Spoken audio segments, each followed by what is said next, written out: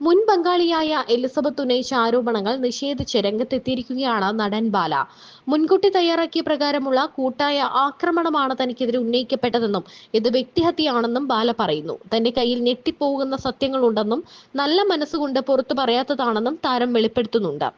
എലിസബത്തിന്റെ YouTube ചാനലിൽ negative comment ചെയ്യുന്ന കസ്തൂരിയെ തനിക്കോ കോകിലയ്ക്കോ അറിയില്ലെന്നും ബാല കൂട്ടിച്ചേർത്തു. വീഡിയോയിൽ തൽക്കാലം വരണ്ടെന്ന് വിചാരിച്ചിരുന്നതാണ്. നമ്മൾ നിശബ്ദരായി ഇരിക്കുമ്പോൾ കള്ളത്തരങ്ങൾ കൂടും. എനിക്ക് തെളിയിക്കേണ്ടത് കോടതിയിലാണ്. റേപ്പ് ചെയ്തു, തട്ടിപ്പ് നടത്തി, വേലക്കാരെ വെച്ച് ഗ്രൂപ്പ് സെക്സ് ചെയ്തു, ഡൊമസ്റ്റിക് വയലൻസ്, ചാരിറ്റി തട്ടിപ്പ്, ഇത് മുൻകൂട്ടി തയ്യാറാക്കിയ ആക്രമണമാണ്. നിയമം പാലിക്കണം. ഇത് ഒരാളല്ല ചെയ്യുന്നത്, 4-5 പേരാണ് ചെയ്യുന്നത്. ഇതിന്റെ തലൈവി അല്ല, ഗ്രൂപ്പ് ഹെഡ് ആരാണെന്ന് എല്ലാവർക്കും അറിയാം. എല്ലാവരെയും ചേർത്ത് വെച്ച് കൃത്യമായ പദ്ധതിയോടെയാണ് ആക്രമണം. ആദ്യം നിയമപരമായി എന്റെ വായ അടച്ചു, അതോടെ അവർക്ക് എന്തും പറയാം. ബാല എന്നെ റേപ്പ് ചെയ്തു, കാമക്കൊടൂരൻ, ചാരിറ്റി എല്ലാം പച്ചക്കള്ളം, മുഖത്തടിച്ചു, എന്തും പറയാം. പക്ഷേ കോടതി ഉത്തരവ് വരുന്നതുവരെ എനിക്കൊന്നും പറയാൻ പറ്റില്ല. ഇത്രയും കാലം സ്നേഹിച്ചു പരിചയമുള്ള എന്നെ കുറ്റക്കാരനാക്കി. 5 ദിവസമായി ഞാൻ നിങ്ങളുടെ മുന്നിൽ പ്രതിയായി നിൽക്കുകയാണ്. ഇനി ഞാൻ വീഡിയോ ഇടുന്നില്ല. അങ്ങനെ ഒരു സാഹചര്യത്തിൽ എന്നെ കൊണ്ടുവരരുത്. ആരും അറിയാത്ത സത്യങ്ങളുണ്ട്, ഞെട്ടിപ്പോകുന്ന സത്യങ്ങളുണ്ട്. എന്റെ ഒരു നല്ല മനസ്സുകൊണ്ട് പുറത്തു പറയാത്തതാണ്. ഒന്ന് ചെവി തുറന്ന് കേൾക്കുക. ഇതെന്റെ ഫാൻസിന് വേണ്ടിയാണ് പറയുന്നത്. ഒരു കേസും വേണ്ടെന്ന് വിചാരിച്ച് മുന്നോട്ട് പോകുന്ന ആളാണ്. ഞാനും കോകിലയും മനസ്സമാധാനത്തിലാണ് ജീവിക്കുന്നത്, സ്വർഗത്തിലാണ് ഇരിക്കുന്നത്. പക്ഷെ മറ്റുള്ളവർക്ക് ഞാൻ കേസ് കൊടുക്കണം, വഴക്കിടണം എന്നാണ് ആഗ്രഹം. എനിക്കും കുട്ടി വേണം.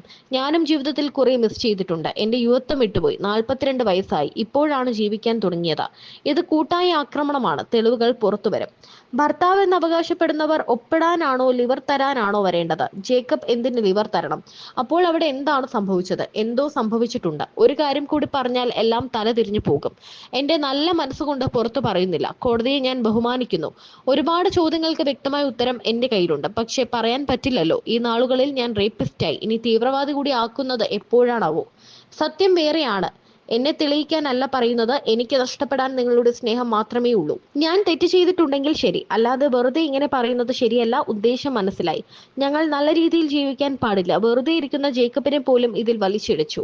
അപ്പോൾ എവിടെയായിരുന്നു അവർ? പറഞ്ഞാൽ കയ്യിൽ നിന്ന് പോകും. വേറൊരാളുണ്ട്, അവർ പുറത്തു വരാൻ പോകുന്നു. ചെയ്ത ദ്രോഹങ്ങൾ പുറത്തു വരും. ഒരു കാര്യം കൂടി പറയട്ടെ, ദൈവത്തെ വെച്ച് ഞാൻ പറയുന്നു, ആ കസ്തൂരി ആരെന്ന് എനിക്കോ കോകിലയ്ക്കോ അറിയില്ല. ഈ ഫൈറ്റിൽ ഞങ്ങളില്ല. ഇവിടെ സ്വസ്ഥമായി ജീവിക്കുകയാണ്. എന്തിനാണ് ഒരാളെ കുറിച്ച് ഇങ്ങനെ പറയുന്നത്? റേപ്പ് ചെയ്തെന്നൊക്കെ പറയുന്നു. ഞങ്ങൾക്കൊരു കുടുംബമില്ലേ? നിങ്ങൾ പറഞ്ഞത് കള്ളമാണെന്ന് ഞാൻ തെളിയിക്കും. എല്ലാം തെളിയിക്കും. അത് വേറെ. ഇത് വ്യക്തിഹത്യയാണ്. ഞാൻ ജീവിക്കും. പക്ഷെ നിങ്ങളുടെ ജീവിതം നോക്കിക്കോളൂ. എന്റെ കയ്യിൽ തെളിവുകളുണ്ട് എന്നാണ് പറയുന്നത്. അതേസമയം കോകിലയെ നേരത്തെ അറിയാമെന്ന് എലിസബത്ത് പറയുന്നുണ്ട്.